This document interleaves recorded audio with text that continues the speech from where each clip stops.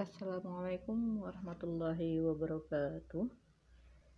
Video statistik deskriptif part 2 akan membahas mengenai penggunaan rumus ukuran penyebaran data atau bahasa gaulnya measure of variability. Nah, video sebelumnya kita sudah membahas tentang tendensi sentral, yaitu dengan 6 rumus yang telah saya beri warna kuning untuk memudahkan.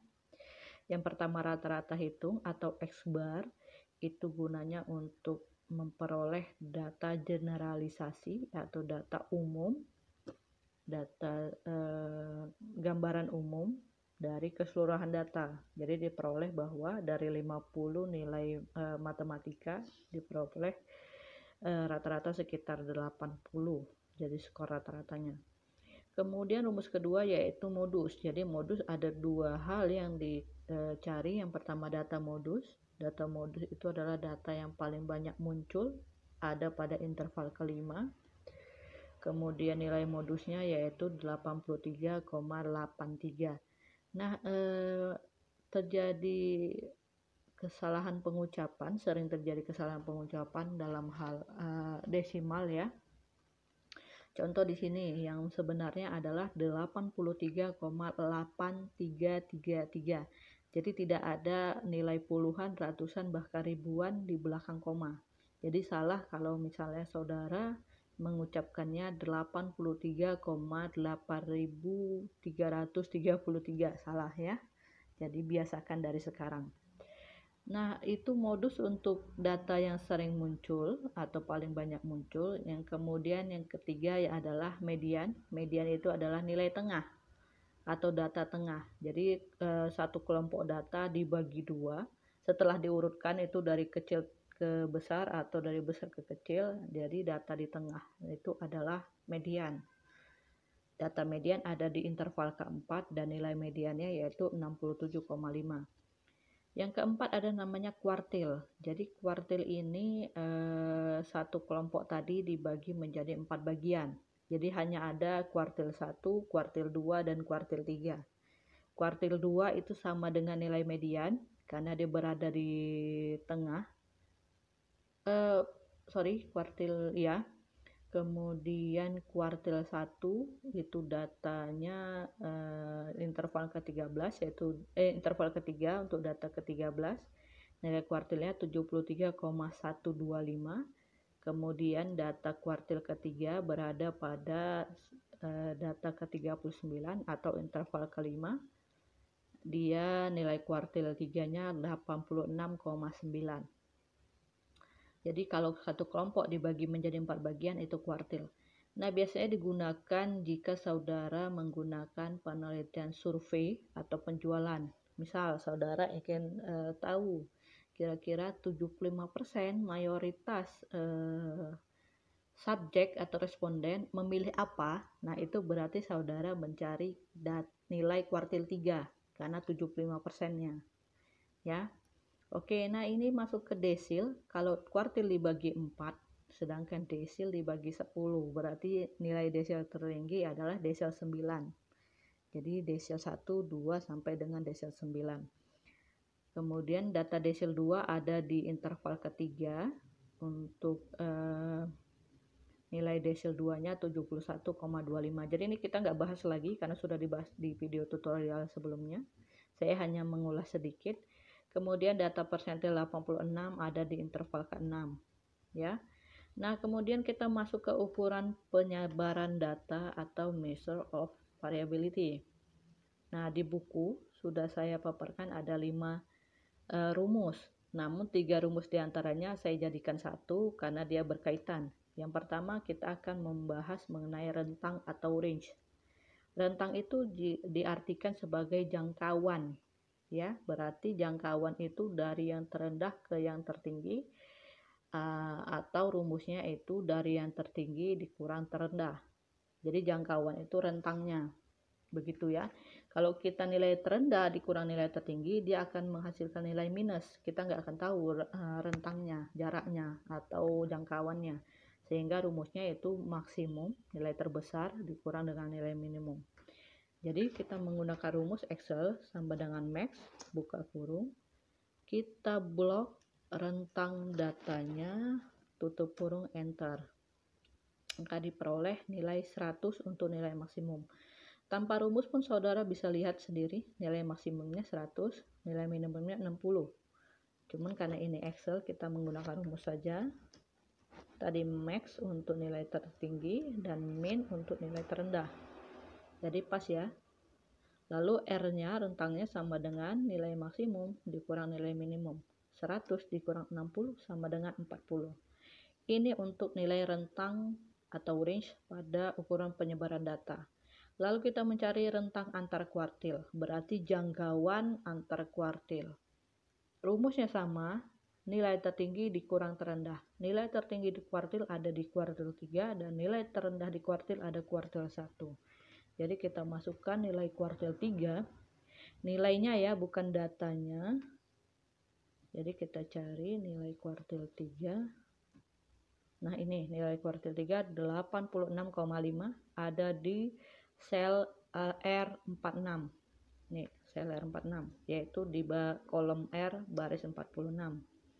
Kemudian dikurangi dengan kuartil 1 ada di sel D46 yaitu di kolom D baris 46. Kita tinggal kurangi Q3 K3 dikurang K1.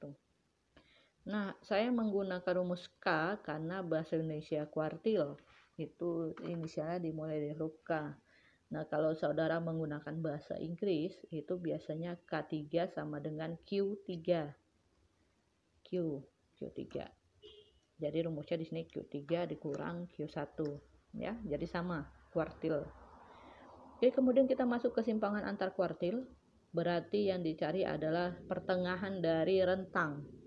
Sehingga rumusnya SAK sama dengan setengah dikali Q3 dikurang Q1, K3 dikurang K1 atau sama dengan RAK.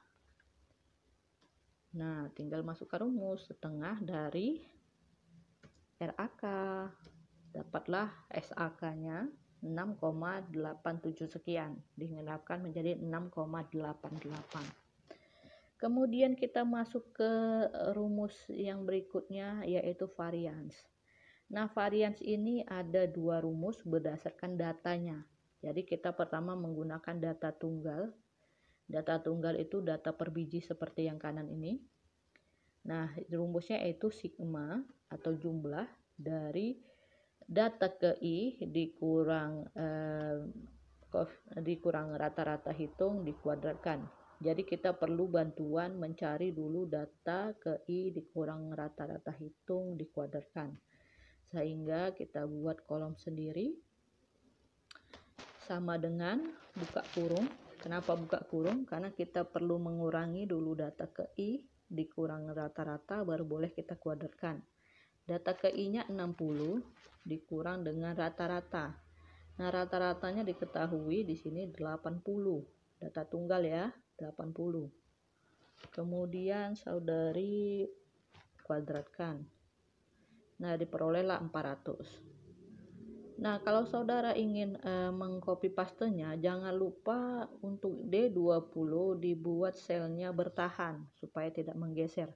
Contoh, kalau saudara copy paste ke bawah, maka D20 berubah menjadi D21.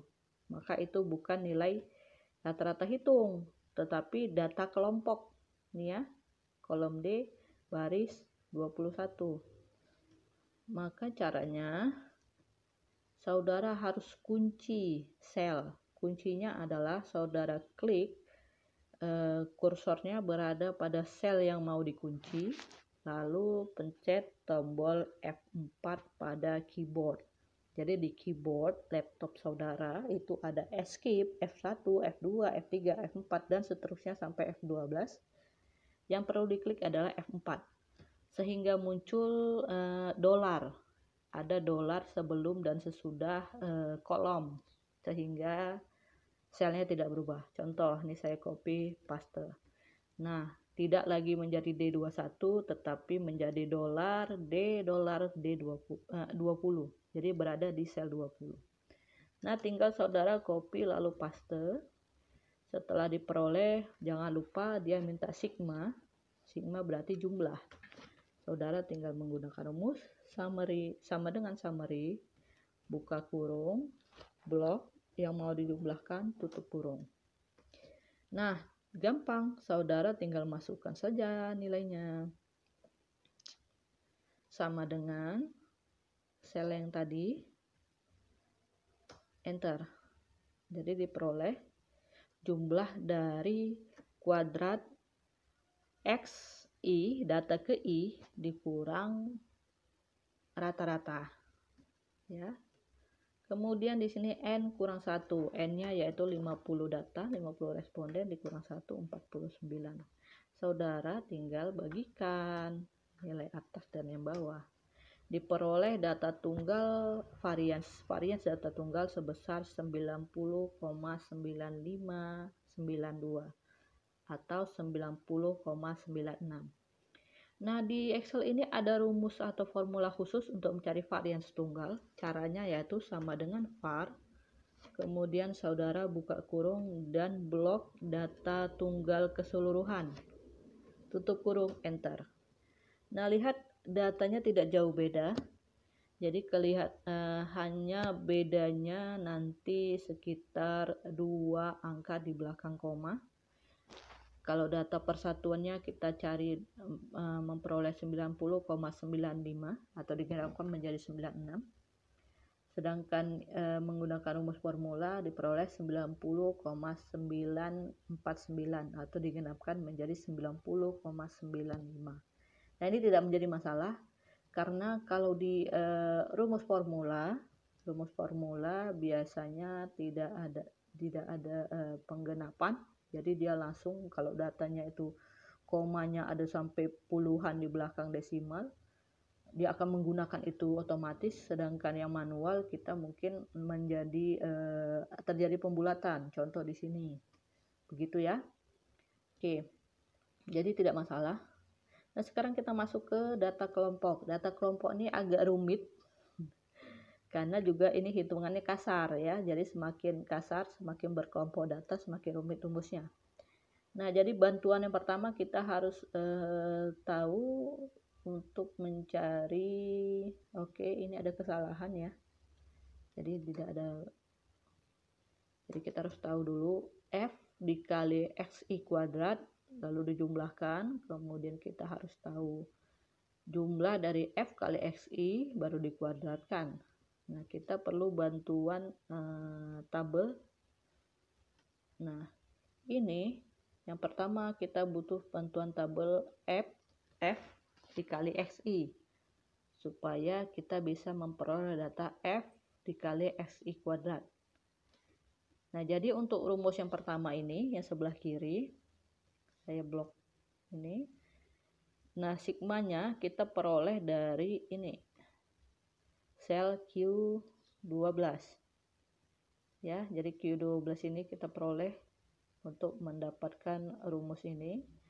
Kemudian rumus yang sigma F yang saya blok sebelah kiri ini, itu didapatkan dari P12, kolom P baris 12. Oke, nah sekarang kita tinggal masukkan nilainya. Yang pertama tadi sama dengan Q12 dikurang dengan dalam kurung. Oke, ini lupa dalam kurungnya.